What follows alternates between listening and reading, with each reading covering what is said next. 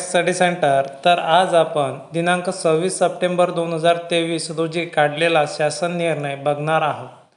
तर हा शासन निर्णय काय आहे तर बघा, विषय अल्पसंख्याक शाळांमधील शिक्षकांची अत्यावश्यक रिक्त पदे भरण्याबाबत। जे काही अल्पसंख्याक शाळा आहेत अशा शाळांमध्ये जे काही शिक्षकांची पदे रिक्त आहेत अशा शिक्षकांची पदे भरण्यासाठी मंजुरी मिळालेली आहे। आणि एक यातही आनंदाची गोष्ट, या शाळांकरिता जे काही शिक्षक आहेत त्यांची जी काही पात्रता आहे, ज्या शिक्षकांची TET किंवा CTET किंवा टेट झालेली नसेल असे शिक्षकसुद्धा या शाळेमध्ये आपला अर्ज अप्लाय करू शकतात किंवा ॲप्लिकेशन सादर करू शकतात। तर सविस्तर पाहू। उक्त विषयाबाबत आपणास कळविण्यात येते की राज्यातील अल्पसंख्याक शैक्षणिक संस्थांमधील अत्यावश्यक असलेली एकूण 1447 रिक्त पदे भरण्यास दिनांक 2/2/2023 च्या शासनपत्रान्वये मान्यता देण्यात आलेली आहे। तसेच संदर्भीय क्रमांक 3 येथील शासनपत्रान्वये अल्पसंख्याक संस्थांमधील रिक्त पदांच्या 50% रिक्त पदे भरण्यास मान्यता देण्यात आली आहे। जेवढे रिक्त पद आहेत त्यांच्या 50% रिक्त पदं भरण्यासाठी मान्यता देण्यात आलेली आहे।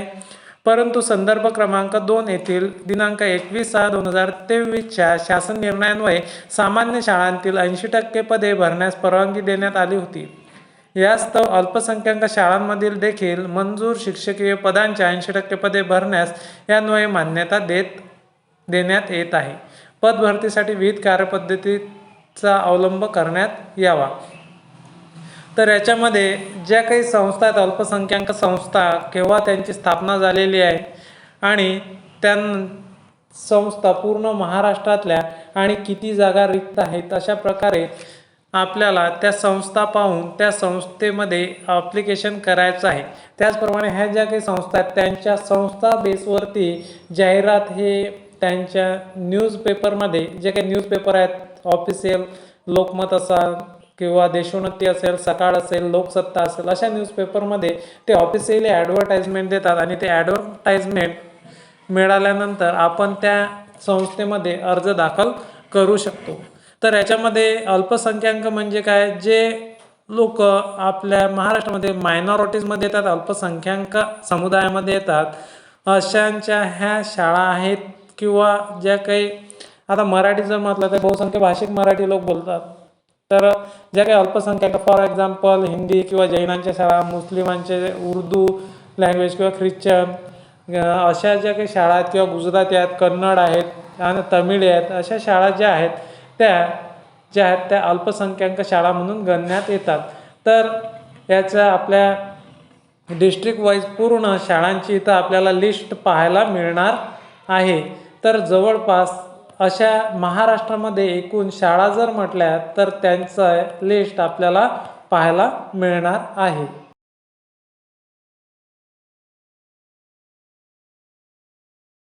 अशा ज्या काही शाळा आहेत 3180 शाळा याच्यामध्ये आपल्याला पाहायला मिळतात संस्थेच्या, आणि वेगवेगळ्या डिस्ट्रिक्ट वाईज तुम्हाला पाहून घ्यायच्या आहेत आणि तुमच्या गावाच्या जवळ किंवा तुमच्या जिल्ह्यामध्ये जे शाळा असेल त्या शाळामध्ये तुम्ही ॲप्लिकेशन करू शकता। तर आता ह्या अल्पसंख्याक संस्थांच्या शाळा ज्या आहेत ह्या मनालाच आपल्याला पाहायला मिळतात। तर या शाळांमध्ये जे काही डोनेशन आहे 30-30, 40-40 हजार अशा प्रकारचे डोनेशन आपल्याला याच्यामध्ये पाहायला मिळते। कारण काही ज्या शाळा आहेत की त्या शाळा कोणत्याही प्रकारचं डोनेशन घेत नाहीत, परंतु या शाळांमध्ये जे काही भरती होणार आहे मोठ्या प्रमाणात यांच्यामध्ये हे आपल्याला डोनेशन द्यावंच लागणार आहे। तर या शाळांची काही लिस्ट जर तुम्हाला पाहायची असेल तर आपल्या टेलिग्राम चॅनलला तुम्ही जॉईन होऊ शकता आणि टेलिग्राम चॅनलवरती याची सर्व लिस्ट आणि GR हा PDF स्वरूपात मी टाकलेला आहे। अशाच प्रकारच्या नवनवीन अपडेट बघण्यासाठी आपल्या चॅनलला लाईक, शेअर आणि सबस्क्राईब करायला विसरू नका। धन्यवाद।